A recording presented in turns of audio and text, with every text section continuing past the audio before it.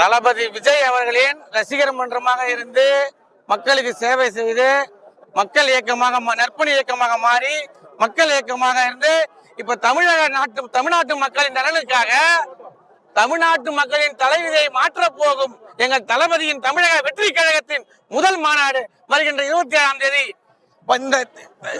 Vikravandi we சாலையில் நடைபெற இருக்கின்றது.